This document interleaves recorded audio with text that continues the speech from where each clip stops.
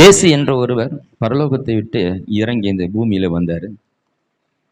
அவர் சொன்னார், கோதுமை மணியானது நிலத்தில் விழுந்து சாகாவிட்டா மிகுந்த பலனை கொடுக்காது.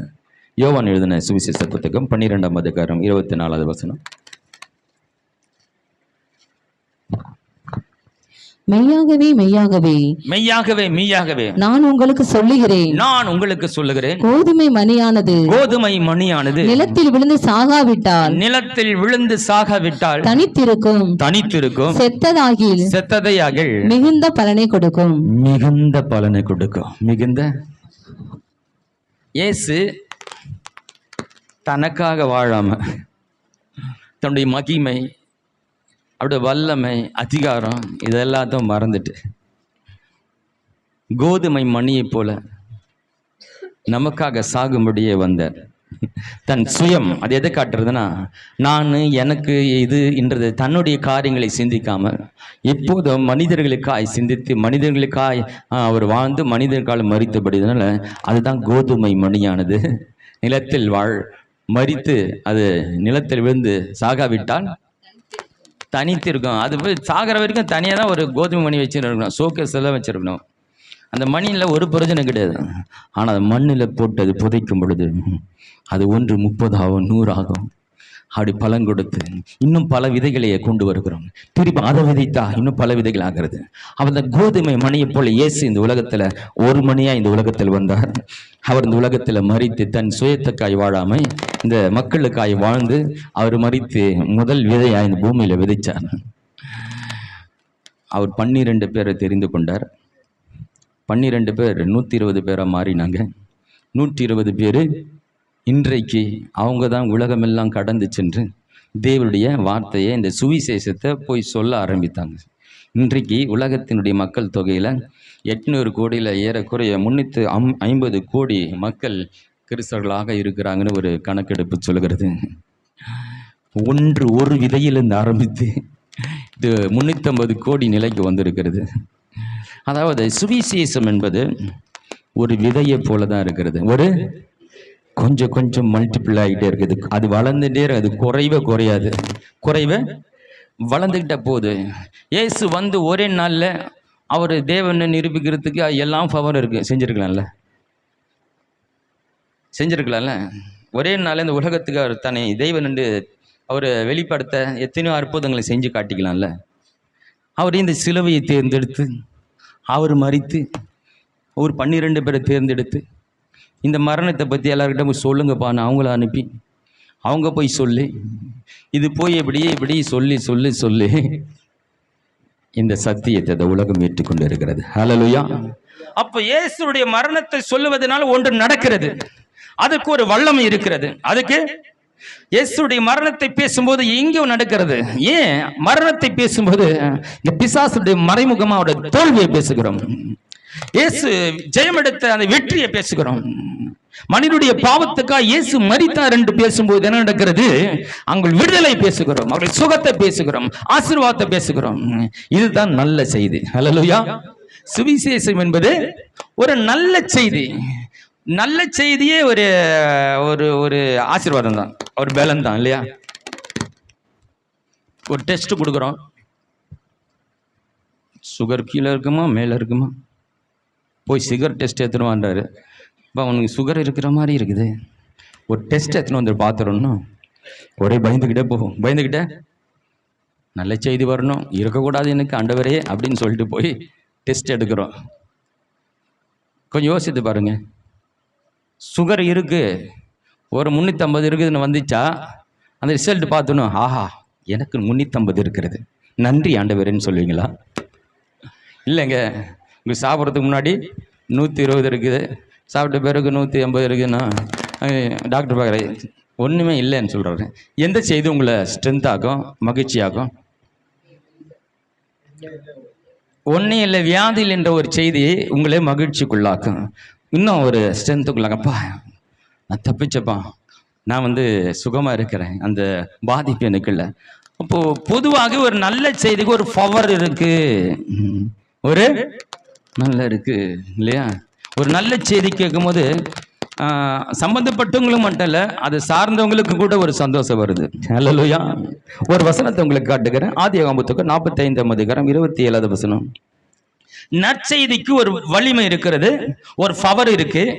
அது இந்த நற்செய்தியில் எப்படி இருக்குன்னு உங்களுக்கு சொல்ல போறேன். அவர்கள் யோசேப்பு தங்களுடனே சொன்ன வார்த்தைகள் யாவையும் அவனுக்கு சொன்ன போதும் தன்னை ஏற்றுக்கொண்டு போகும்படி யோசேப்பு அனுப்பின வண்டிகளை அவன் கண்டபோதும் அவருடைய தகப்பன யாக்கோபின் ஆவி உயிர்த்தது. யோசேப்பு மரிச்சிட்டான் என்ற செய்தி கேட்டதிலிருந்து யாக்கோபு சோர்ந்து தன் மகனுடைய இழப்பை தாங்க முடியாம அவன் அப்படியே ஆவியில உலர்ந்து போனவனா அப்படியே இருக்கிறான். கிட்டத்தட்ட 13 ஆண்டுகள் அவனை நினைச்சு கவலைப்பட்டுக்கிட்டே இருக்கிறான். ஆனால் அவனுடைய சகோதரர்கள் தானியத்தை வாங்க எகிப்திற்கு போகும்போது அங்கே அவன் இருக்கிறத கண்டுபிடிச்சு அந்த செய்தியை கொண்டு வந்து இங்கே அவங்க தகப்பனாகிய யாக்கோபிடத்தில் சொல்கிறாங்க, யோசேப்பு உயிரோடு இருக்கிறான், அங்கே பெரிய அதிபதியாக இருக்கிறான், நம்மளால் அங்கே கூப்பிட்டு இருக்கிறான். இந்த ஒரு நல்ல செய்தியை கேட்ட உடனே 13 வருஷம் அப்படியே உலர்ந்து போய் அப்படியே சோர்ந்து போய் அப்படியே விழுந்து போயிருந்த அவனுக்கு அவன் ஆவி உயிர்ப்பித்ததான். அந்த மட்டும் வாசிங்க. ஆவி உயிர்த்தது, உயிர்த்தது, ஆவி உயிர்த்தது. இப்போ ஆவி ஒரு ஒரு அவன் அந்த செய்தி ஒரு ஒரு நல்ல அவனை மறுபடியும் எழுந்து போனது அப்படியே தூக்கி அவனை நிறுத்துகிறது.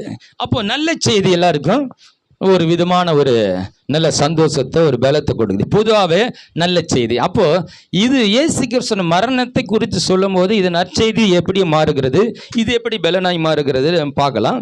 ஒரு சில வசனத்தை வாசித்துட்டு நம்ம போகலாம். லூக்கா எழுதின சுவிசேஷ புத்தகத்தில் 15ஆம் அதிகாரத்தில் 32வது வசனம் வாசிக்கலாம். உன் சகோதரனாகிய இவனோ மரித்தான், திரும்பவும் உயிர்த்தான், காணாமல் போனான், திரும்பவும் காணப்பட்டான், ஆனபடினாலே நாம் சந்தோஷப்பட்டு மகிழ்ச்சியா இருக்க வேண்டுமே என்று சொன்னான் என்றார். 2 பிள்ளையில ஒரு பிள்ளை அப்பா விட்டு பிரிந்து சொத்தை கேட்டு வாங்கிட்டு போய் அவன் பாவமாய் வாழ்ந்து எல்லாத்தையும் அழிச்சிட்டு அவனுக்காக எதிர்பார்த்திருக்கிற தகப்பன் இடத்துல அவன் திரும்பி வரும்போது அந்த தகப்பனுக்கு அந்த எப்படிப்பட்ட செய்தியாக இருக்கிறதுன்னா அவர் மகிழ்ச்சியாக இருக்கிறது. வெறிய அவன் விழா கொண்டாடுகிறான். அப்போ இது தகப்பனாருக்கு ஒரு நல்ல செய்தி. ஹல்லேலூயா. அவன் மரித்தான், உயிர்த்தான், அவன் காணப்படாமல் போனால் காணப்பட்டான். இப்போ தன் மகன் தன்னிடத்தில் திரும்பி வைந்த ஒரு நல்ல செய்தி அவனுக்கு மட்டும் இல்லை, அவங்க சார்ந்தவர்களுக்கும் ஒரு கொண்டாட்டமாக மாறி அதை மகிழ்ந்து கொண்டாடுறாங்க. ஐயோ, காணாமல் போன பிள்ளை வந்துடுச்சு, வாழ்க்கை இழந்து போன ஒருத்த வந்துட்டான். அப்போ நல்ல செய்திக்கு என்ன இருக்கிறது? ஒரு பவர் இருக்கு, ஒரு பவர் இருக்கு. அதிலே 15ஆம் அதிகாரத்தில் 6ஆம் வசனம் 7ஆம் வசனம் வாசிக்கலாம். வீட்டுக்கு வந்து சிநேகிதரையும் அயலகத்தாரையும் கூட வரவழைத்து, காணாமற் போன என் ஆட்டை கண்டுபிடித்தேன், என்னோடு கூட சந்தோஷப்படுங்கள் என்பான் அல்லவா. நான் கேட்கிறேன், ஒரு ஆடு காணாம போய் கிடைச்சதுக்கு எல்லாரும் கூப்பிட்டு சந்தோஷப்படுறாங்களா? தொலைந்து போன ஒரு பொருள் கிடைச்சாலே அந்த சின்ன சந்தோஷம் கூட நமக்கு மகிழ்ச்சியாக்குதுன்னா இந்த உலகத்துக்கே ஒரு மிகப்பெரிய சந்தோஷம் கொடுக்க அவர் செய்திருக்கிறது. ஹல்லேலூயா. தேவகுமாரனாக இயேசு இந்த பூமியிலே அவர் இறங்கி வந்து உனக்காக எனக்காக நம்முடைய பாவங்களுக்காக மரித்து நமக்காக உயிர் தேர்ந்த அந்த ஒரு செய்தி சொல்றேன். இந்த உலகத்திலே மிகவும் சக்தி வாய்ந்த செய்தியாகவும் இந்த உலகத்துல மிகவும் ஒரு நல்ல செய்தியா இருக்கிறது, நல்ல செய்தியா இருக்கிறது. இப்ப நல்ல செய்தினா என்ன? நல்ல செய்தி என்பது அந்த செய்தி கேட்கறனுடைய வாழ்க்கைய மாற்றணும். ஹல்லேலூயா. நல்ல செய்தினா நான் பலவீனமா இருக்கிறேன், அதை கேட்டோன்னே எனக்கு பலன் கிடைக்கணும். நான் பாவத்தில் இருக்கிற அந்த செய்தி கேட்டேன், பாவத்தில் விடுதலை கிடைக்கணும். நான் ஒண்ணுமே இல்லாத இருக்கிற அந்த செய்தியின் மூலமா நான் ஆசீர்வதிக்கப்படுகிறேன். அப்போ ஒரு மனிதனை மாற்றுகிற அந்த சக்தி தான் வல்லமை, அந்த வார்த்தை தான் வல்லமை. அந்த வல்லமை இந்த நற்செய்தியில் இருக்கிறது, நற்செய்தியில இருக்கிறது. அப்போ இயேசுடைய பிறப்பு ஒன்று இருக்கு. இந்த உலகத்தில் எவ்வளோ பேர் பிறந்திருக்காங்க? இதில் இயேசுவின் பிறப்பு என்ன? கன்னி மரியாளுடைய வயிற்றில் பிறந்தார். பிறப்பு அதிசயம்தான். இந்த உலகத்தை எத்தனையோ அற்புதங்கள் நடந்திருக்கு. இதில் ஒரு அற்புதம் இயேசு பிறந்த ஒரு அற்புதமான விஷயம்தான். ஆனால் இயேசுடைய பிறப்பு சொன்னால் மட்டும் இயேசு அதிசயமாக கன்னி மயத்தில் பிறந்தார்னோ, அவர் பிறந்தாரா இல்லையா? யார் பார்த்ததுப்பா? பிறந்தாரா? யார் பார்த்ததுன்னா அது சீக்கிரம் நம்பக்கூடிய அது என்ன நடந்த உண்மைதான். ஆனால் அது ஒரு மனிதனில் அது ஒரு சுவிசேஷத்தில் அடக்கம்தான். இருந்தாலும் அது ஒரு மனிதனுடைய மாற்றத்தில். சரி, இயேசு உயிரோடு எழுந்தாருப்பா. ஆமாம், உயிரோடு எழுந்தார், பெரிய அற்புதமான விஷயம் தான். சரி, அவர் எழுந்தாரா இல்லையா அது தெரியாது. அது நம்புறவங்க நம்புவாங்க, அது வேற விஷயம். ஒருத்தருக்கு புதுசாக சொல்லும் போது இயேசு உயிரோடு எழுந்தான்ற செய்தி அவனை அசைக்க போகிறதில்ல. இயேசு கன்னி மரியாதை வயிற்றில் பிறந்தாருன்றது அவன் பெரிய அசைக்க போதில்லை. ஒரு மனிதன் உன்னுடைய பாவத்துக்காய் மரித்தான் என்ற ஒரு செய்தி தான் அவனை அசைக்கிறது. ஹல்லேலூயா. உலகத்தில் யாரோரோ மரித்திருக்காங்க, எனக்காக மரித்தார் ஒருவர் என்பதுதான் நம்மளை அசைக்கக்கூடிய ஒரு செய்தி. ஹல்லேலூயா. அந்த செய்தி சொல்லுகிறது என்ன? அந்த தெய்வம் என்ன நேசிக்கிறது என்பது அந்த செய்தி. ஹல்லேலூயா. அவர் எவ்வளவு வல்லமை உள்ள தெய்வமா இருந்தாலும் இந்த உலகத்துல பாருங்க, நீ எல்லாரும் கேளுங்களேன், உங்க கடவுள் சக்தியான கடவுள்? ஆமா, ரொம்ப சக்தியான கடவுள். இங்கே யாருக்கு கேட்டாலும் அவங்க சாமியை சொல்லுவாங்க, சக்தி வாய்ந்த சாமிங்க அப்படின்னு சொல்லுவாங்க. யாரும் சக்தி வாய்ந்த சாமி இல்லைன்னா அவங்க கும்பிட மாட்டாங்க. அப்போ சக்தி வாய்ந்த சாமின்னு நம்புகிறாங்க. எல்லா சாமியும் சக்தி வாய்ந்த சாமி தான் எல்லாம் நம்பிட்டு இருக்கிறாங்க. இன்னும் இயேசு என்ன வித்தியாசம்? அந்த சக்தி வாய்ந்த சாமி எனக்காக மரித்தார், என்ன அவர் நேசிக்கிறார் என்ற செய்தி தான் அது அற்புதமான பவர்ஃபுல் செய்தி. ஹல்லேலூயா. அந்த பெரிய வல்லமை படைத்த அந்த தெய்வம் அவர் என் மேல் அன்பு வைத்திருக்கிறார் என்ற செய்தி தான் அவர் எனக்காக எல்லாம் செய்வார் என்ற ஒரு எண்ணத்தை, விசுவாசத்தை எனக்கு கொடுக்கிறது. ஹல்லேலூயா. அதுதான் அவனுக்குள்ள ஒரு மாற்றத்தை கொடுக்கிறது. இந்த தேவன் என்னையும் நேசிக்கிறாரா, என் பாவத்தை மன்னிப்பாரா என்ற செய்தி தான் அவன் வாழ்க்கையில மாற்றத்தை கொண்டு வருகிறது. அப்பதான் ஒரு வல்லமை மேல நம்பிக்கை வருகிறது. ஹல்லேலூயா. எப்படிப்பட்ட சக்தி வாய்ந்த கடவுளாய் உலகத்தில் இருந்தாலும் அவர் எனக்கு செய்வாரா என்ற அவன் உறுதி அளிக்க முடியாது. ஆனால் இந்த கல்வாரி சிலுவையின் மரணத்தை குறித்து பேசும்போது அவனுக்கு தெரியும், எனக்காக மரித்த தேவன் நிச்சயமா என்னுடைய பிரச்சனை தீர்ப்பார் என்ற அந்த ஒரு நம்பிக்கை அவனுக்கு பிறகுறது. அதுதான் அவனுக்கு பலனாய் மாறுகிறது. ஹல்லேலூயா. 1 கொரிந்தியர் 1:18 வாசிக்கலாம்.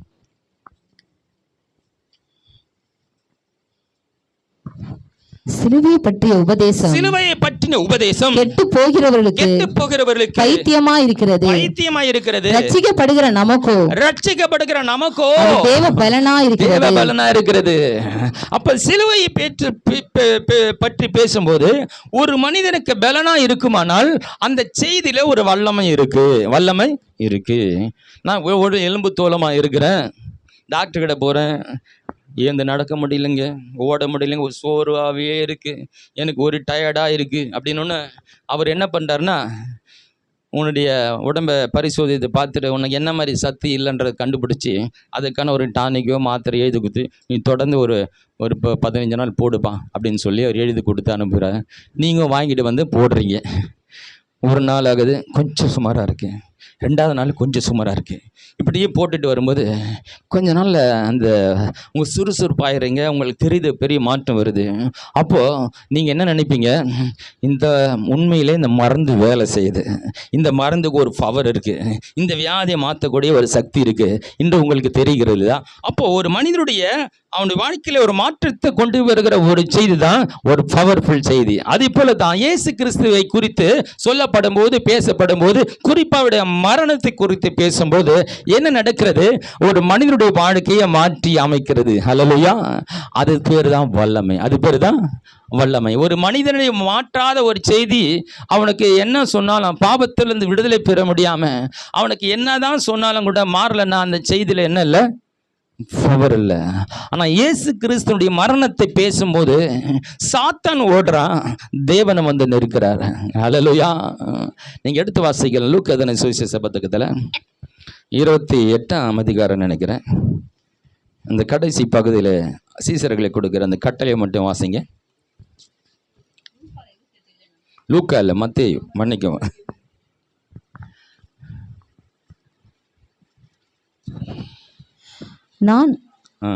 நான் உங்களுக்கு கட்டளையிட்ட யாவையும் அவர்கள் கை கொள்ளும்படி. இதுதான் இயேசு சீசர்களுக்கு கடைசியா பேசுற மிக முக்கியமான ஒரு கொடுக்கப்பட்ட கட்டளை. நான் உங்களுக்கு கட்டளையிட்ட யாவையும் அவர்கள் கை கொள்ளும்படி அவர்களுக்கு உபதேசம் பண்ணுங்கள். இதோ உலகத்தின் முடிவு பரியந்தம் சகல நாட்களிலும் நான் உங்களுடனே கூட இருக்கிறேன் என்றார். பாருங்க, அவர் பரலோகத்தில் அமர்ந்திருக்கிறான் வேதம் சொல்லுகிறது. நான் இங்க என்ன சொல்ற ஆண்டவர், உலகத்தினுடைய முடிவு பரியந்தமும் முடிவு இருந்தும் சகல நாட்களிலும் சகல நாட்களிலும் நான் உங்களுடனே கூட இருக்கிறேன் கூட என்றார். இருக்கிறேன் என்றார். ஆமென். அப்புறம் வாசிங்க. அவ்வளவுதானா? அதுதானே. அதுக்கு முந்தின வசனம் சொல்லுங்க, வாசிங்க. 3 வசனம் இருக்கும் பாருங்க. அப்பொழுது இயேசு சமீபத்தில் வந்து அவர்களை நோக்கி, வானத்திலும் பூமியிலும் வானத்திலும் பூமியிலும் சகல அதிகாரமும் சகல அதிகாரம் எனக்கு கொடுக்கப்பட்டிருக்கிறது. ஆகையால் நீங்கள் புறப்பட்டு போய் சகல ஜாதிகளையும் சீசராக்கி சகல ஜாதிகளை சீசராக்கி பிதா குமாரன் பரிசுத்த ஆவியின் ஞானஸ்தானம் கொடுத்து அவள் ஞானஸ்தானம் கொடுத்து நான் உங்களுக்கு கட்டளையிட்ட யாவையும் அவர்கள் கை கொள்ளும்படிக்கு அவர் உபதேசம் பண்ணுங்கள்.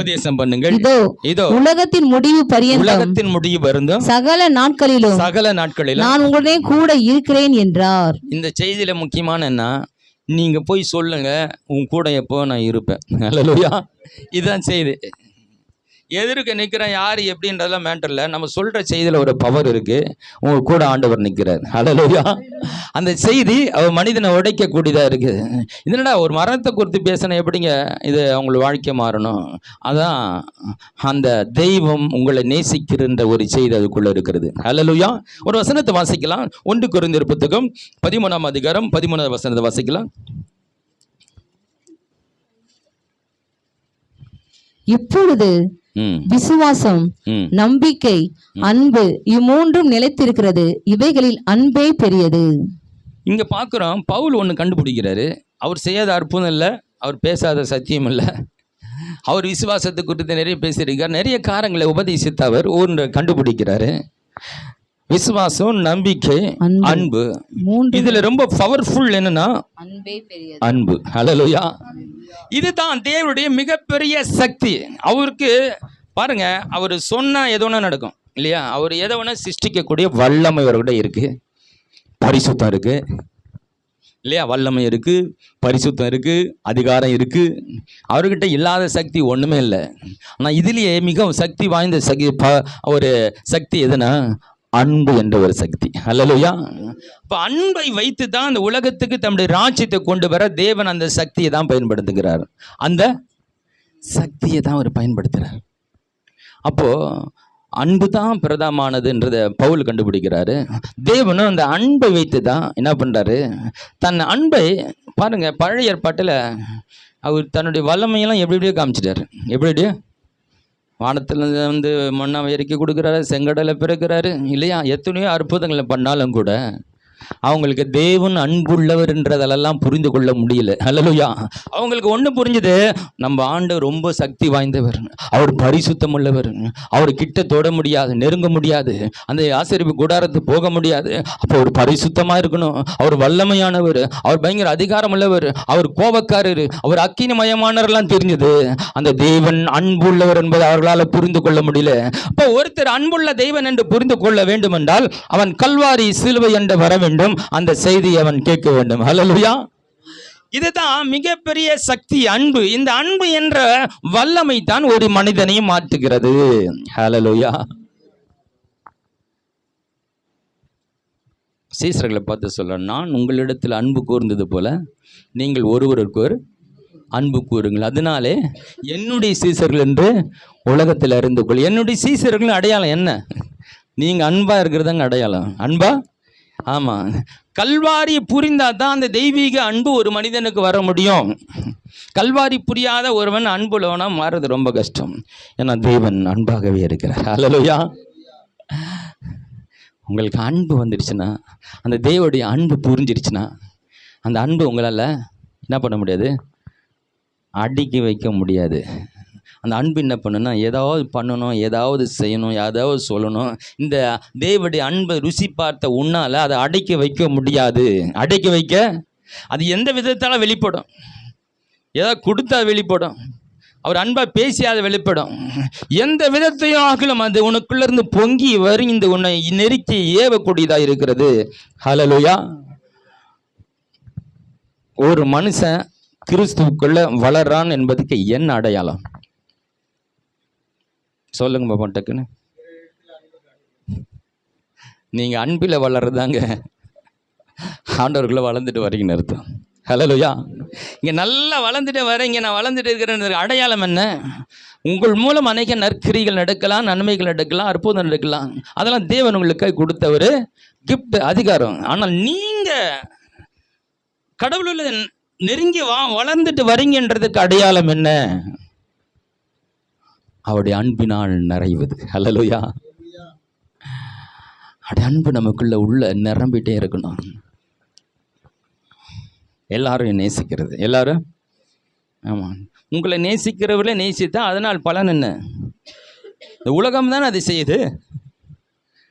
கடன் கொடுத்தா கடன் கொடுக்குறது, குழம்பு கொடுத்தா குழம்பு கொடுக்குறது. நீ கொடுக்கலையா, நான் கொடுப்பார், அடுத்த முறை கேட்டால் நான் கொடுக்க மாட்டேன். இது மனிதனுடைய இயல்பு இல்லையா?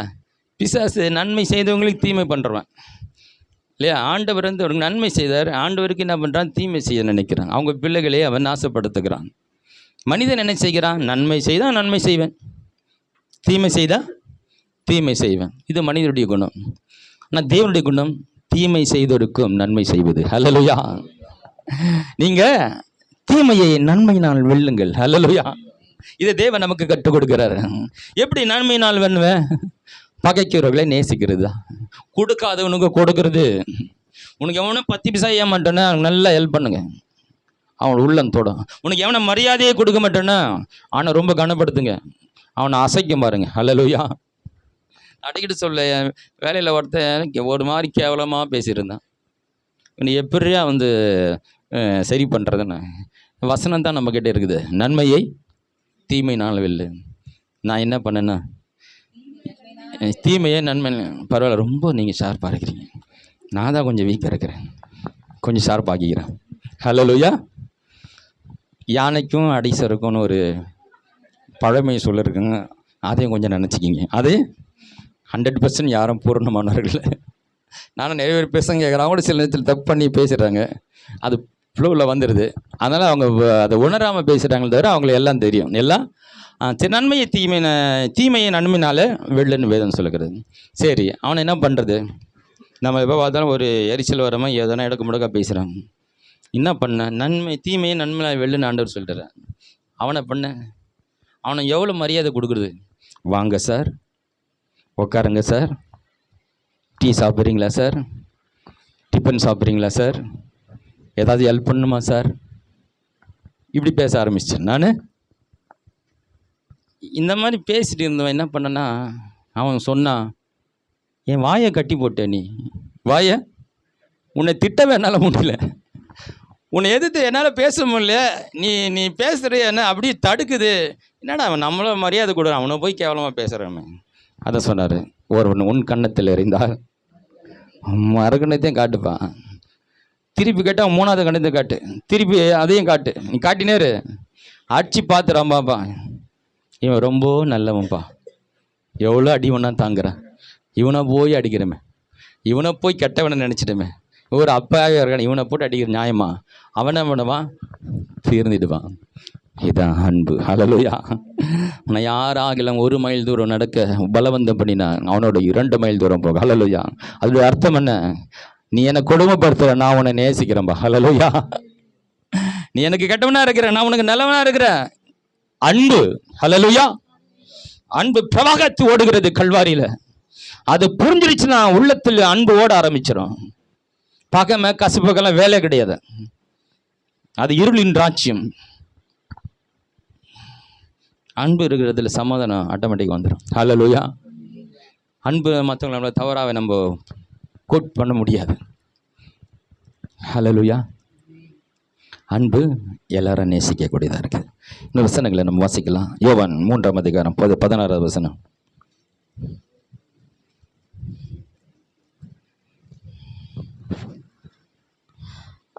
சர்ப்பமானது மோசேனால், யோவான் 3ஆம் அதிகாரம் 16வது வசனம். தேவன் தம்முடைய ஒரே பேரான குமாரனை குமாரனை விசுவாசிக்கிறவன் எவனோ அவன் கெட்டு போகாமல் நித்திய ஜீவனை அடையும்படிக்கு அவரை தந்தருளி இவ்வளவாய் உலகத்தில் அன்பு கூர்ந்தார். அதாவது மனிதனை தேடி அன்பு வருகிறது. மனுஷன் அன்பையை தேடி ஓடுகிறான். நல்ல மனிதனை தேடி ஓடுகிறான். யாராவது என் மேல அன்பு வைக்க மாட்டாங்களா, யாராவது என் மேல பாசம், அன்புக்காய் ஏங்குகிறான் இந்த உலகத்துல மனிதன். அன்பு இந்த உலகத்துல இல்ல, தேவன் அன்பாகவே இருக்கிறார். ஒரு உண்மையான அன்பு உலகத்துல இங்க பார்க்க முடியாது. அப்படி அன்பு காட்டுறாங்கன்னா உங்ககிட்ட ஏதோ அவங்களுக்கு பிடிச்சிருக்கு, அவங்களோட தேவைக்கான காரியம் எதையோ ஒன்று உங்ககிட்ட இருக்கு. அதன் அடிப்படையில் தான் உங்க மேல் அன்பு வருது இல்லையா? எந்த ஆம்பளை பையனாவது பொண்ணு கருப்பாக இருக்கணும், மூக்கு நீட்டாக இருந்தாலும் பரவாயில்ல, பல்லு நீட்டாக இருந்தாலும் பரவாயில்ல, அந்த பொண்ணு என்ன மாதிரி இருந்தாலும் பரவாயில்ல, ஒரு பொண்ணாக இருந்தால் போதும் கட்டிக்கிறேன்னு யாராவது சொல்கிறாங்களா? இல்லை. சரி, எந்த பொண்ணாவது பையன் ரொம்ப குள்ளமாக இருக்கிறாங்கம்மா பரவாயில்ல, கண்ணு கரையில இருக்கிறான் பரவாயில்ல, படிக்கல பரவாயில்ல, சொல்ல முடியுமா? எனக்கு பிடிச்ச மாதிரி இருக்கணும், அவர் மாதிரி இருக்கணும், இவரை மாதிரி இருக்கணும். ஒரு எதிர்பார்த்தின் அடிப்படையில் தானே நம்ம அவங்க மேலே அன்பு கூறுகிறோம். எந்த ஒரு எதிர்பார்ப்பு இல்லாமல். ஹல்லேலூயா. நீ குள்ளமோ உயரமோ படிச்சவனோ படிக்காத தகுதியிலையோ தகுதி இருக்கோ, எந்த நிலையில் இருந்தாலும் கூட உன்னை அன்பு கூறுகிற ஒரு தெய்வம் இருக்கிறது. ஹல்லேலூயா. எந்த ஒரு பாரபட்சம் இல்லாம, எந்த தகுதியும் இடத்துல எதிர்பார்க்காம, நீ எப்படியா இருந்தாலும் எல்லாருக்கும் ஒரே மாதிரி அன்பு காட்டுகிற ஒரு அன்பு அது தேவனிடத்தில் இருக்கிறது. ஹல்லேலூயா. அதனால அவர் அன்பாகவே இருக்கிறார். ஹல்லேலூயா. அன்பில் வித்தியாசம் காட்டுகிற தேவன் அல்ல, எல்லாருக்கும் ஒரே மாதிரி அன்பு காட்டுகிற ஒரு தேவன். ஹல்லேலூயா. இந்த செய்தியில என்ன, உனக்காக வந்து அவர் மரித்தார் என்று சொல்லுகிற செய்தியினுடைய முக்கியத்துவம் என்ன? உன்னை நேசிக்க ஒருவர் உண்டு, உன்மேல் வைத்த அன்பு நிமித்தமாய் உன் பாவத்தை அவர் ஏற்றுக்கொண்டு உனக்காக மரித்தார். இந்த அன்பு பரலோகத்தை விட்டு இறங்கி உன்னை தேடி வந்திருக்கிறதா மிக அன்பா பெரிய செய்தி. ஹல்லேலூயா. இந்த உலகம் அன்பை தேடி எங்கே ஓடிட்டு இருக்கு.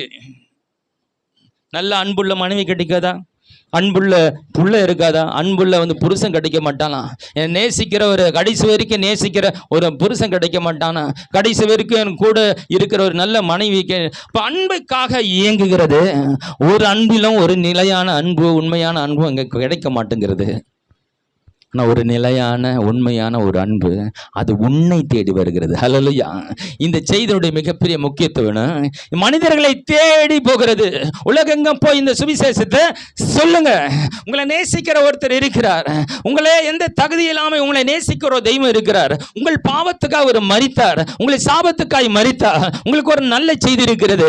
உங்க வாழ்க்கையில விடுதலை அவரால் தர முடியும், ரட்சிப்பை தர முடியும், சமாதானம் தர முடியும். எதுக்காக இயங்குறீங்களோ அதெல்லாம் அவரால் தர முடியும். அவரே நானே வழியும் சத்தியமும் ஜீவனாய் இருக்கிறேன் என்ற ஒரு செய்தியை சொல்லுகிற நீங்கள் பாக்கியவான்கள். ஹல்லேலூயா.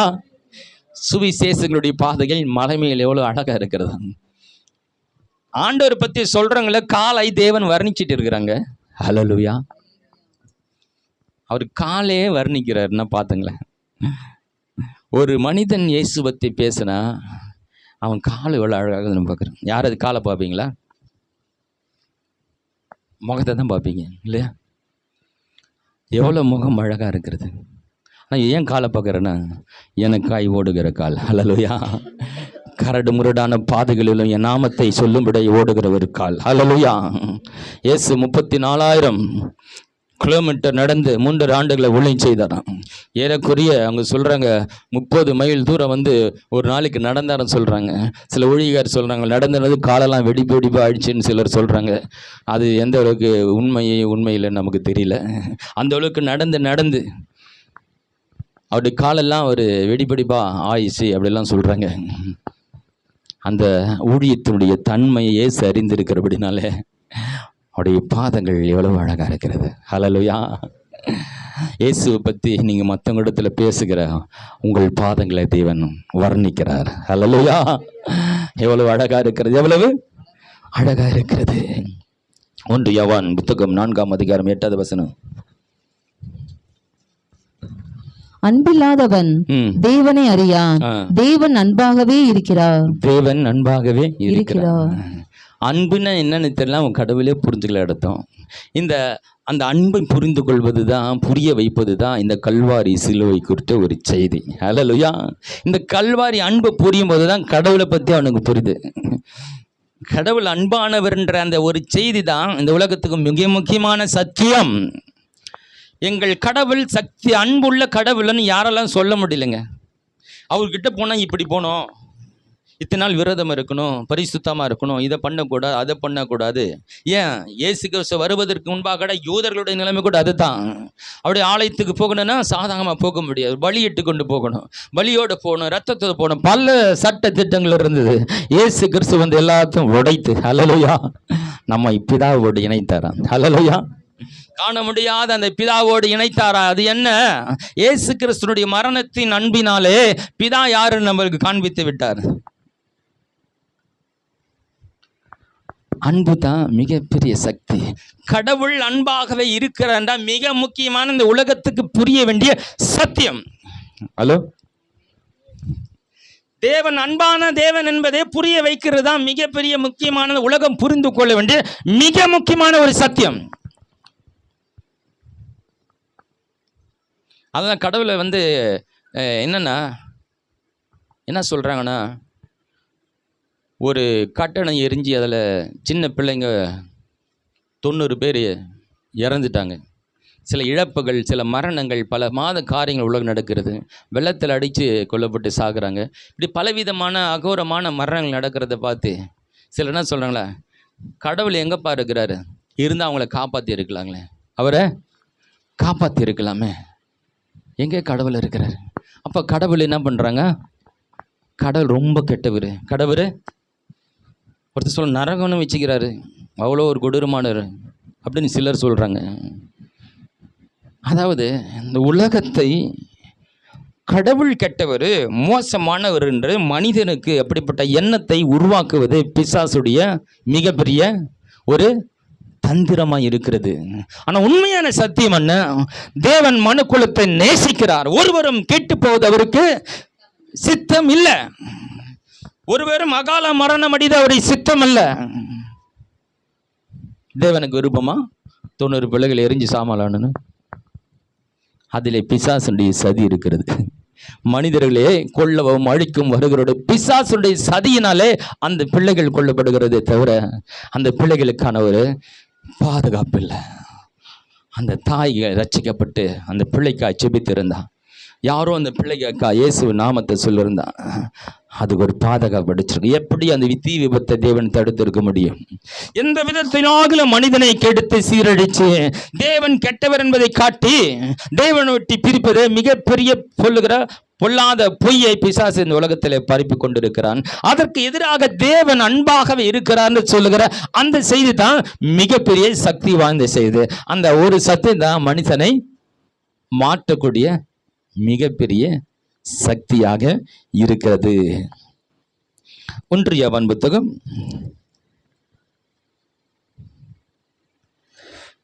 13ஆம் அதிகாரம்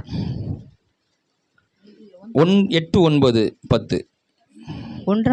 1 கொரிந்தியர் எடுத்துங்க.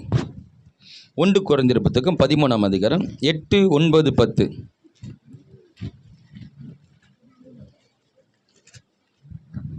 அன்பு ஒரு காலம் ஒழியாது. தீர்க்க தரிசனங்களானாலும் ஒளிந்து போகும், அந்நிய பாஷைகளானாலும் ஒளிந்து போகும், அறிவானாலும் ஒளிந்து போகும். நம்முடைய அறிவு குறைவுள்ளது, நாம் தீர்க்க தரிசனம் சொல்லுதலும் குறைவுள்ளது. நிறைவானது வரும்போது குறைவானது ஒளிந்து போகும். நிறைவானது வரும்பொழுது குறைவானது ஒளிந்து போகும். குறைவானது ஒளிந்து போகும். இந்த உலகம் ஒரு குறைவுள்ள வாழ்க்கையை வாழ்ந்து கொண்டிருக்கிறது. நிறைவானது என்ன? இயேசு கிறிஸ்துடைய சுவிசேஷத்தை பற்றிய ஒரு நல்ல செய்தி. அந்த நிறைவான செய்தி ஒரு மனிதனுக்குள் வரும்போது அந்த குறைவுகள் எல்லாம் ஒழிந்து போகிறது. ஹல்லேலூயா. அவனுக்குள்ள என்ன குறை இருக்குது? பலகீனம், வியாதி, நம்பிக்கையில் சமாதானம் இல்லை, வறுமை, இப்படி பலவிதமான குறைவுகளோடு வாழ்ந்து கொண்டிருக்கிற மனிதனுக்கு இதையெல்லாம் ஒருத்தர் சுமந்து தீர்த்து விட்டார், இதற்கான ஒரு வழியை கல்வாரில் செய்து விட்டார்ன்ற ஒரு செய்தி அவன் விளங்கி கொள்ளும் பொழுது அந்த நிறைவான ஒன்று அவனுக்குள்ள வரும்போது இந்த குறைவானதெல்லாம் ஒழிந்து போகிறதான். குறைவானது ஆமாம். அப்போ நம்ம குறைவெல்லாம் ஒழிந்து போக நம்ம என்ன பண்ணணும்? நிறைவானதை தேடணும். ஹல்லேலூயா. நிறைவானது ஆண்டவராகிய இயேசு கிறிஸ்துவின் வார்த்தையாகிய சுவிசேஷம். ஹல்லேலூயா. அது வர வர வர நமக்கு ஆசீர்வாதத்தை குறித்த ஒரு சத்தியம் வெளிப்படும் போது வறுமை ஓடி போகிறது. உனக்கு ஒரு வியாதி குறித்த ஒரு சத்தியம் வெளிப்படும் போது உனக்கு சுகம் வருது, வியாதி ஓடி போகிறது. உனக்கு பயந்து இருக்கிறியா, தைரியத்தை குறித்த ஒரு செய்தி உனக்கு வெளிப்படும் போது பயம் உன்னுட்டு ஓடுகிறது. இப்படி ஒவ்வொரு காரியத்துக்கான செய்தி நிறைவானது வரும் பொழுது இந்த குறைவானது விட்டு ஓடுகிறது. குறைவானது, அப்போ நிறைவானதை நாம ஒவ்வொரு நாளும் நிறைவை தேடி ஓடணும். நிறைவை தேடுறதுன்னா தேவனுடைய வார்த்தையை தேடுகிறது. வாசிக்கலாம் இன்னும் வசனம், அப்போஸ்தலர் புத்தகம் 19:20.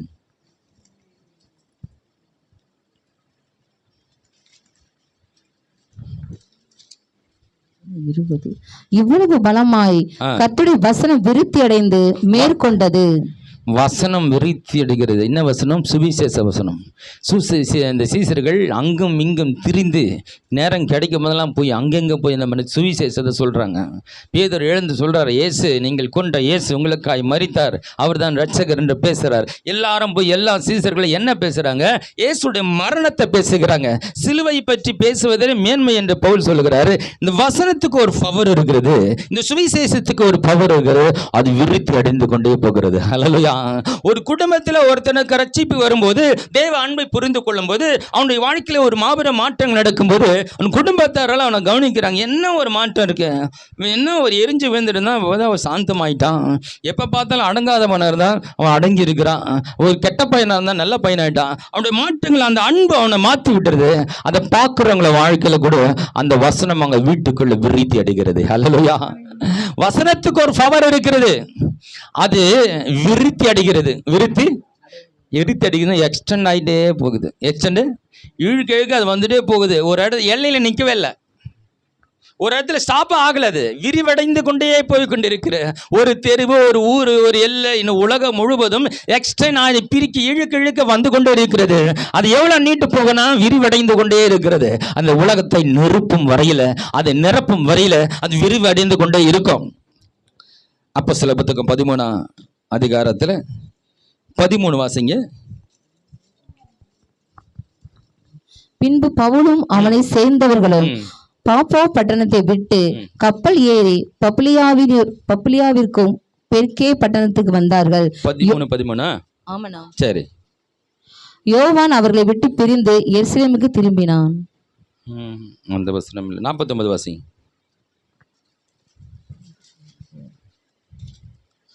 கர்த்தருடைய வசனம் அத்தேசமெங்கும் பிரசித்தமாயிற்று. பிரசித்தமாகிறது, விரிவடைகிறது. அது பாருங்களேன், அது ஆட்டோமேட்டிக், அதுக்கு ஒரு பவர் இருக்கு, அதுவே பிரஸ்தம் ஆயிடுது. ஹல்லேலூயா. ஒரு இடத்துல போய் இதை சொன்னோன்னா அது அப்படியே ப்ராப்ளம் ஆயிடுது, அங்கே ஒரு வேலை செய்யுது. இயேசு கிறிஸ்த பற்றி சொன்ன பொழுது அங்கே அவனுக்குள்ள எதை நடக்குது, அவனால சும்மா இருக்கும்போது அவன் போய் 4 பேர் சொல்லிடுறான், அது விரித்து அடைந்து கொண்டே போகிறது. ஹல்லேலூயா. ஏதோ ஒன்று பண்ணுது, ஏதோ ஒரு மாற்றத்தை உண்டு பண்ணுது. ஒருத்தனுக்கு சுவிசேஷம் சொன்னவன் அவனுக்கு மாற்றம் வந்தோன்னா அவனால் சும்மா இருக்க முடியல, அவன் போய் என்ன பண்ணுறான், அவருடைய அன்பினாலே மற்றவங்களை சொல்ல ஆட்டோமேட்டிக்காக அது விரிவடைந்து கொண்டே போகிறது. அது பிரசித்தமாயிட்டே போய்கொண்டு இருக்கிறது. ஆனா அதுக்கு ஒரு வல்லம் இருக்கிறது. ஹல்லேலூயா. அதுக்கு ஒரு பவர் இருக்கிறது. வாசிக்கலாம், அதுல 26 வசனம். சகோதரே, ஆபிரகாமின் சந்ததியில் பிறந்தவர்களே, தேவனுக்கு பயந்து நடக்கிறவர்களே, இந்த ரட்சிப்பின் வசனம் உங்களுக்கு அனுப்பப்பட்டு இருக்கிறது. இந்த இஸ்ரவேல் ஜனங்களுக்கு இந்த வசனம் தான் அனுப்பப்பட்டிருக்குதான். ஹல்லேலூயா. நாங்கள் ஆபிரகாமின் சந்ததி, நாங்கள் ஈசாக்கின் சந்ததி, மோசேயின் சந்ததின்னு சொல்லுகிற எங்களுக்கு ஆண்டவர் இதை செய்தார் அதை செய்தார் நேப்பரமில் இருக்குன்னு சொல்லி தங்களை பெருமைப்படுத்திக் கொண்டு இருக்கிற யூத ஜனங்கள், இஸ்ரவேல் ஜனங்களுக்கு அவங்களுடைய ரட்சிப்புக்கும் இந்த இயேசு கிறிஸ்துவின் செய்தி தான் அனுப்பப்பட்டு இருக்கிறதா. அவங்க எப்படிப்பட்ட குல கோத்திரத்தில் பிறந்திருந்தாலும், மோசேயை அறிந்திருந்தாலும், ஆபிரகாமின் சந்ததியாக இருந்தாங்க, இயேசுனுடைய மரணத்தை அறிந்து கொள்ளாமல் புரிந்து கொள்ளாமல் அவர்களுக்கு என்ன இல்லை, ரட்சிப்பு கிடையாது. அவங்களுக்காக இந்த செய்தி தான் அனுப்பப்பட்டு இருக்கிறதா. ஹல்லேலூயா. நான் சொல்றேன், என்னத்தான் பாஸ்டர் பிள்ளையா பிறந்திருந்தாலும், எங்க தாத்தா பாஸ்டர், என் குடும்பமே பாஸ்டருங்க, ஓகே, அதனால உனக்கு ரட்சிப்பு கிடையாது. அதனால அவர் குடும்பத்தில் பிறந்தாலும் உனக்கு ரட்சிப்பு கிடையாது. இந்த கல்வாரி சிலுவையில் இயேசு எனக்காய் மரித்தார் என்ற செய்தி, அவருடைய அன்பு விளங்கி கொள்ளாம உனக்கு ரட்சிப்பு கிடைக்காது. ரட்சிப்பு கிடைக்காது. இதுதான் ஆண்டோடைய ஸ்பெஷாலிட்டி. அந்த குடும்பத்தில் பிறந்ததுனால அவங்களுக்கு ஸ்பெஷலெல்லாம் கிடையாது. எந்த குடும்பத்தில் பிறந்துரு, பெரிய வல்லமையான பாஸ்டர் பிள்ளையாக கூட இரு. ஆனால் அவனும் கூட இந்த இயேசுவை அவன் புரிந்து கொள்ளாமல் ஏற்றுக்கொள்ளாமல் மனம் திரும்பாமல் அந்த ரட்சிப்பு அவனுக்கு கிடையாது. ரட்சிப்பு அவனுக்கு கிடையாது. இதுதான் ஆண்டவர் அவருடைய அன்பு சமமாய் செயல்படுகிறது. ஹல்லேலூயா. பாஸ்டர் பிள்ளை போனால் போத விடு இல்லையா?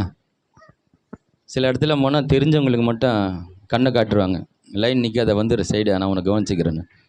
தெரிஞ்சவங்களுக்காக ஒரு மாதிரியும், தெரியாதவங்க பாவம் லைனில் நின்று காலையில் நின்று இருப்பாங்க. இவங்க போய் என்ன பண்ணுவாங்க, ஈஸியாக வாங்கிட்டு போயிடுவாங்க. ஏன்னா அவங்களுக்கு ஆள் தெரியும். இவங்க பாவம் நின்றுட்டு இருப்பாங்க. தேவன் அப்படிப்பட்டவர் இல்லை. ஹல்லேலூயா. அவர் சமமாய் நீதியாப்பா இருக்கிறவர்.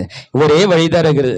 ஒரே இந்த இயேசு கிறிஸ்துவின் மரணத்தை விசுவாசித்து அந்த மரணத்தை எனக்காய் மரித்தார், எனக்காய் உயிர்த்தார் என்ற ஒரு மனிதன் அறிக்கை செய்வதன் மூலமாக மாத்திரமே அவன் ரட்சிப்பை பெற்றுக்கொள்ள முடியும். ஹல்லேலூயா.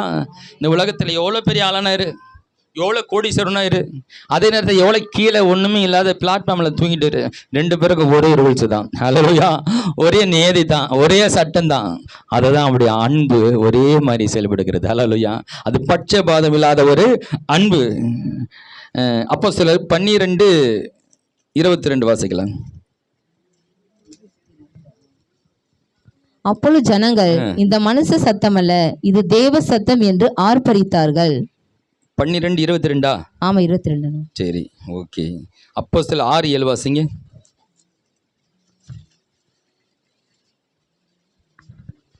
தேவ வசனம் விருத்தி அடைந்து சீசருடைய தொகை எருசலேமில் மிகவும் பெருகிற்று. ஆசிரியர்கள் அநேகரும் விசுவாசத்துக்கு கீழ்ப்படிந்தார்கள். நிறைய வசனங்கள் இருக்கு. அங்கெல்லாம் பார்க்கும்போது இந்த வசனத்தை அது விருத்தி அடைகிறது, அது வளருகிறது, அது பெருகுகிறது. பலவிதமான இந்த வசனத்தோட விருத்தியை குறித்து நிறைய வசனங்கள் சொல்லப்பட்டிருக்கிறது. இவங்க சொல்லுகிற அந்த வசனம் சொல்கிறது எதுனா, ஏதோ ஒரு குறிப்பிட்ட வசனத்தை பற்றி அவங்க சொல்லலை. இயேசு கிறிஸ்துடைய சுவிசேஷத்தை பற்றி தான் அவங்க வசனம் சொல்லிட்டு இருக்காங்க. அந்த அப்போஸ்தலர் காலத்தில் அவங்க அறிவிச்ச எல்லாமே சுவிசேஷம் தான். அந்த சுவிசேஷம் இயேசு கிறிஸ்துடைய பிறப்பையும் இறப்பையும் அவருடைய உயிர்ப்பையும் கொடுத்த செய்தி. அதில் மைய செய்தி என்னன்னால, இயேசு உனக்காக எனக்காக மரித்தான்ற அந்த செய்தியில தான் தேவனுடைய அன்பு வெளிப்படுகிறது. இயேசு கன்னி மரியாதை வயிற்றுல பிறந்தாருன்றதுனால என்ன நேசிக்கிறதுக்காக அவர் கன்னி மரியாதை வயிற்றுல பிறந்தாரா? அதை நம்ப முடியுதா? அவர் பிறந்தாருன்றதுனால எனக்கு என்ன அவர் என்ன நேசிக்கிறன்னு அர்த்தமாகுதுல்ல. அவர் உயிரோட எழுந்தாருன்றது கூட அற்புதமான விஷயம்தான். அதுலேயும் அன்பு வெளிப்படலை. அவர் எனக்காக பிறந்ததெல்லாம் வெளிப்படலை, எனக்காக உயிர்த்ததுன்னு வெளிப்படலை. அவன் எனக்காக எனக்கு பதிலாளாய் நான் சாக வேண்டிய, நான் அடிக்கப்பட வேண்டிய இடத்துல அவர் போய் எனக்காய் மரித்தான்ற ஒரு செய்தி மாத்திரமே. அதுதான் பவர்ஃபுல். அதுதான் தேவனுடைய அன்பு வெளிப்படும் செய்து. அதுதான் ஒரு மனிதனை அசைக்குது. அதுதான் ஒரு மனிதனை அசைக்குது. அதுதான் மனிதனுடைய வாழ்க்கையிலேயே அந்த அன்பு புரிஞ்சிட்டாலே அந்த அன்பு அவங்களுக்குள்ளேருந்து வெளிப்படுது. அன்பு, ஆமாம், அந்த அன்பு வந்துட்டு அவங்களால அதாவது கட்டுப்படுத்த முடியாது. அவங்களால அடிக்கடி சொல்கிற ஒரு சம்பவம், ஒரு வாலிப மகள் ஒரு பெரிய தேசத்தில் சுவிசேஷம் சொல்லிட்டு இருப்பாங்க. அவளை பல முறை எச்சரித்து பல முறை தண்டனை கொடுத்து பார்த்தாங்க. விட்டவொடனே வெளியே போய் மறுபடியும் அதே கதையை செய்கிறது. இயேசு பற்றி பேசுகிற வேலை தான். அந்த இடத்துல சுவிசேஷம் சொல்லக்கூடாது. அந்த பிள்ளை என்ன பண்ணி, இது எப்படி பண்ணுறது, இவளை அடங்க மாட்டலான்னு சொல்லி இதை கடுங்காவல் தண்டனையில் போட்டுருவோம்.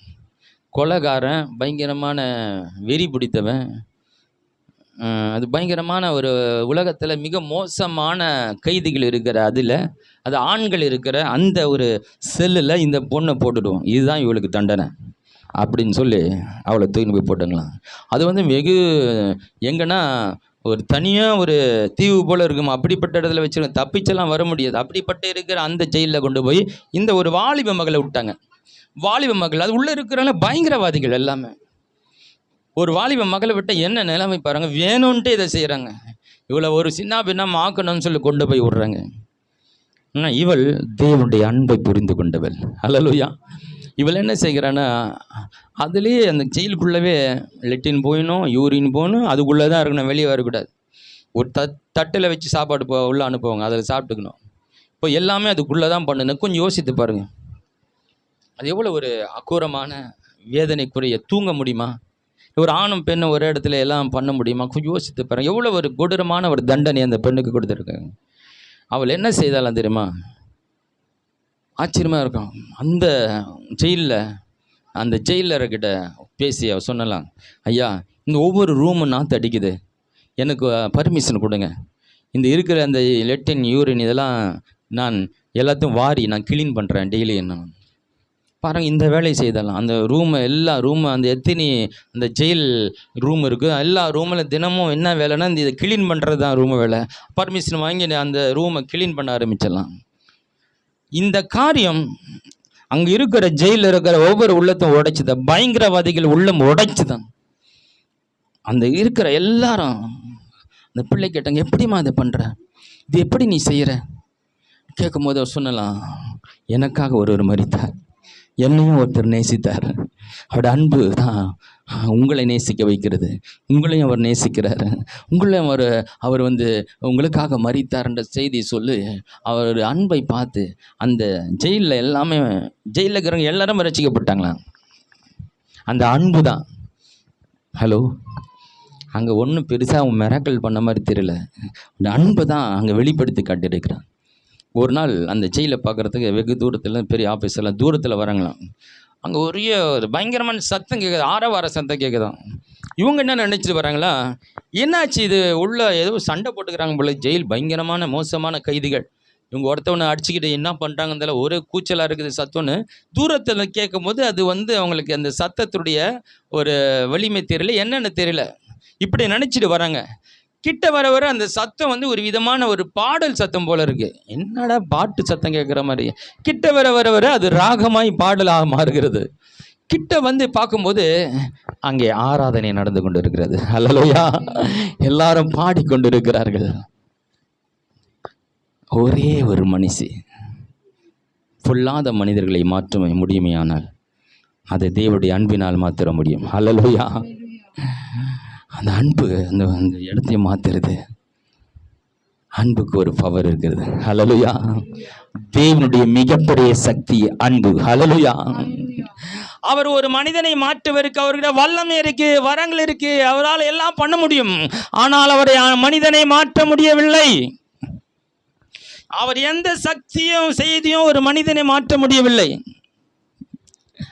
அவருடைய அன்பை வெளிப்படுத்திதான் மனிதர்களை ரட்சிக்கிறார். ஹல்லேலூயா, மனிதர்கள் உள்ளங்களை உடைக்கிறார், வாழ்க்கையை மாற்றுகிறார்.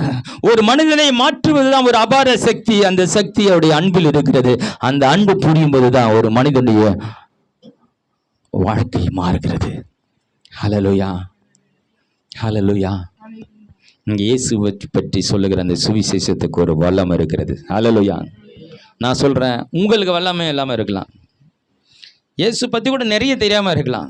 ஆனால் ஒன்று உங்களுக்கு தெரிஞ்சிருக்கலாம், இயேசு என்ன நேசிக்கிறாரு, எனக்காக தான் அந்த உலகத்தில் மரித்தார்ன்ற செய்தி எனக்காக மாத்திரமல்ல, இங்கே இருக்கிற ஒவ்வொரு மனுஷனுக்காக தான் வந்தாருன்ற ஒரு சின்ன சத்தியம் உங்களுக்கு தெரிஞ்சு அதை போய் நீ சொல்ல ஆரம்பித்தேன்னா அங்கே கர்த்தர் நின்று ஒரு அற்புதத்தை செய்வார். ஹல்லேலூயா, அவங்க வாழ்க்கையை தொடுவார், அவங்க வாழ்க்கையில் ஒரு அசைப்பார். ஹல்லேலூயா, இது மூலமாக என்ன சொல்லுகிறேன், இந்த தெய்வம் என்ன நேசிக்கிறார், உன்னைய நேசிப்பார், உன்னைய நேசிக்கிறார் என்ற செய்தி சொல்லும்போது இதுதான், இந்த செய்தி தான், இந்த சத்தியம் தான் ஒவ்வொரு மனுஷனுக்கும் போய் சேரணும்னு தேவன் விரும்புகிறார். ஹல்லேலூயா, எத்தனை பேருக்கு தேவனுடைய அன்பு புரிந்திருக்கிறது? ஹல்லேலூயா, எத்தனை பேருக்கு சொல்லணும்னு உங்களுக்கு ஆசை இருக்கு? ஹல்லேலூயா, அதுதான் மிகப்பெரிய சக்தி. ஹல்லேலூயா, நீங்கள் யார் மாறலன்னு நினைக்கிறீங்களா, இந்த சக்தியை வச்சு நீங்கள் மாற்றலாம். ஹல்லேலூயா, இதை வச்சு எப்படிப்பட்ட கல்லான கல் நெஞ்சம் கரைக்கலாம். ஹல்லேலூயா, அன்புக்கு எல்லாரும் அடிமை, அன்புக்கு நான் அடிமை படம் எடுத்துட்டாங்க. அவங்களுக்கு ஏதோ கொஞ்சம் புரிஞ்சிருக்கு பொழுது அன்புக்கு ஒரு பவர் இருக்குன்னு. ஆனால் நமக்கு தான் கொஞ்சம் புரியுது, கஷ்டமாக இருக்குது. ஹல்லேலூயா, இப்போ அன்புக்கு எல்லாரும் அடிமையாகிக்கலாம், எல்லாமே அவ்வளோ ஒரு பவர் இருக்குது அதுக்கு. உலகத்தானுக்கு கூட புரிஞ்சிருக்கு, உலகத்தானுக்கு புரிஞ்சிருக்கு. அன்னை தெரேசா அவங்க கழுகிட்டு இருக்கும்போது உதவி பண்ண வந்த ஒருத்தர் என்ன இவங்களுக்கு ஹெல்ப் பண்ண வந்தால் இவங்க வரவே மாட்டாங்க, உள்ளே டென்ஷன் ஆகி உள்ளே போய் பார்த்தேன், ரூமை விட்டால் வெளியே வர மாட்டாங்க. அங்கே போனால் குஷ்டரோகியை கழுவின்னு உட்காந்துட்டு இருக்குங்களா அந்த அம்மா. அதை பார்த்து அவன் உள்ளம் உடைக்கப்பட்டது. நாம் இவங்கள போய் தப்பாக புரிஞ்சிட்டோமே. இது யார் செய்ய முடியும்? குஷ்டரோகி எவன் தொட முடியும்? இவங்க எப்படி நேசிக்கிறாங்க? அவன் உள்ளம் உடைக்கப்பட்டு ஒரு உதவி செஞ்சவன் மாதம் உதவி பண்ண ஆரம்பிச்சான். ஹல்லேலூயா. உங்களுக்கு உதவி பண்ணுறதை என் வேலைன்னு சொல்லி அவன் தன்னை மாற்றிக்கொண்டான். ஹல்லேலூயா. ஒரு தேவனுடைய அன்பு ஒரு மனிதனுக்குள் பிரவேசிக்கும் பொழுது அவனை பார்க்கிறவங்களெல்லாம் அசைக்குதுங்க. அது மற்றவங்கள வாழ்க்கையை மாற்றுது. நீங்கள் யாரை மாற்றணும்னு நினைக்கிறீங்க? நீங்கள் உண்மையாக உங்களிடத்தில் அன்பு கூறுங்க, அவங்கள உங்களால் மாற்ற முடியும். ஹல்லேலூயா. இது புரிஞ்சிட்டா நம்ம குடும்பத்தில் பிரச்சனை இல்லை, சண்டை இல்லை, சச்சரவு இல்லை. ஹல்லேலூயா. நீ என்னை திட்டுறியா, நான் உன்னை பாராட்டுறேன். நீ என்னை குறை சொல்றியா, உன்னிடத்தில் இருக்க விசேஷத்தை நான் சொல்கிறேன். என்னை நீ அழகாக இல்லைன்னு சொல்கிறியா, நான் உன்னை அழகாக இருக்கிறேன்னு சொல்கிறேன். நீ என்னை கெட்டவன் சொல்கிறியா, நான் உன்னை நல்லவன் சொல்கிறேன். நான் உன்னை நல்லவன்னு சொல்கிறேன். அவ்வளோதாங்க. அதை எதிர்க்க முடியாது. அதை உன்னை கெட்டவன் சொல்கிறாங்களே, அவனை நல்லவன் நீ சொல்ல ஆரம்பிச்சுன்னா அவங்க கொஞ்ச நாள் உன்னை கெட்டவன் சொல்ல முடியாது. புரியுதா? உங்களுக்கு விளங்குதா? உங்களை கெட்டவன் சொல்கிறவங்கள மாற்றுறதுக்கு அவங்கள நல்லவன் சொல்ல பழகிட்டேன்னா அவங்க கொஞ்ச நாளில் உன்னை கெட்டவன் சொல்கிறத விட்டுடுவாங்க. ஹல்லேலூயா. நீ அசிங்கமாக இருக்கிறன்னு சொல்கிறவங்க கிட்ட போய் நீ ரொம்ப அழகாக இருக்கீங்கன்னு சொல்லி அவங்க அழகு வரைஞ்சுன்னா அவங்க உன்னை அழகாக இல்லைன்ற சொல்கிறத விட்டுருவாங்க. ஹலோ, ஒருத்தர் உன்னை கஞ்ச பிசினாரின்றீங்களா சொல்கிறாங்களா, அவங்களுக்கு வாரி இறங்கி. ஹல்லேலூயா. அந்த வார்த்தையை அப்படி நம்ம நான் எதிர்க்கிறோம். அதை நம்ம நீ என்னை தப்பானவன் சொல்கிற, அந்த தீமையானவன் என்ன நினைக்கிற, நான் நன்மையினால் அதை மாட்டுகிறேன். ஹல்லேலூயா. அதுதான் அன்பு. அதுதான் அன்பு. அன்பினாலே எல்லாவற்றையும் மாற்றுவது. அதுதான் தேவனுடைய மாபெரும் சக்தி. இதுதான் பெரிய பவர், மிகப்பெரிய. ஆமாம், இந்த அன்பை புரிந்து கொள்ளாததான் ஒருத்தன் என்ன பண்ணான், பிசாசாய் மாறினான். யார் இந்த உலகத்தில் இந்த தேவனுடைய அன்பு புரிந்து கொள்ள முடியலையோ அவன் பிசாசை போல செயல்பட்டு கொண்டு இருக்கிறான். அநேகருக்கு தீமையே பண்ணிட்டு இருக்கிறான், அடுத்தவனுக்கு தொந்தரவு கொடுத்துட்டு இருக்கிறான். அவன் வேலை அதுதான். அன்பு புரிஞ்சுட்டா தீமை செய்கிறவர்களுக்கு நன்மை செய்ய ஆரம்பிச்சிருவான். ஹல்லேலூயா. பிதாவே இவர்களுக்கு தாங்கள் செய்கிறது. தொங்கிட்டுக்கிறாங்க கல்வாரியில், எத்தனை அடி வாங்கி எத்தனை ரத்தம் சிந்து எவ்வளோ கொடூரமாக அவமான நிந்தையில் தொங்கிட்டு இருக்கிறாரு. கேலி பரியாசம் நடந்துட்டு இருக்கு. ஒரு வார்த்தை விட்டா அவங்க காலி. ஒரே வார்த்தை, ஒரு கை அப்படி, சில பாஸ்டர் இப்படி கையை காட்டணும்னு துப்புன்னு உயிராங்களே, அந்த கையை அவர் இப்படி காட்டியிருந்தாருன்னு வச்சுக்க, அந்த சீசர்கள்லாம் அந்த போர்ச்சேவர்கள்லாம் என்ன ஆகிருப்பாங்கன்னு தெரியல, கோவமாக அப்படி இப்படி பண்ணிட்டு இருந்தேன்னு வச்சுக்க, அவங்க கதை கதை அங்கே இடத்துல கூட ஒரு தாழ்மையாக தன்னுடைய அன்பு வெளிப்படுது. பிதாவை இவர்களுக்கு மன்னிச்சிருங்கப்பா, இவங்க என்னென்ன தெரியாமல் பண்ணிட்டு இருக்கிறாங்க. இதுதான் கல்வாரி சிலுவையில் சொன்ன மிக சிறந்த வார்த்தையில் ஒன்று. ஹல்லேலூயா. அந்த வார்த்தை தான் நான் உங்களை நேசிக்கிறேன்றது மிகவும் ஒரு அடையாள வார்த்தை. பாருங்க, அந்த கல்வாரி குறித்து பேசும்போது அன்பு மட்டும் வெளிப்படல, மன்னிப்பும் வெளிப்படுகிறது. ஹல்லேலூயா. அது அன்போடு சேர்ந்து மன்னிப்பும் வந்துடுது. ஹல்லேலூயா.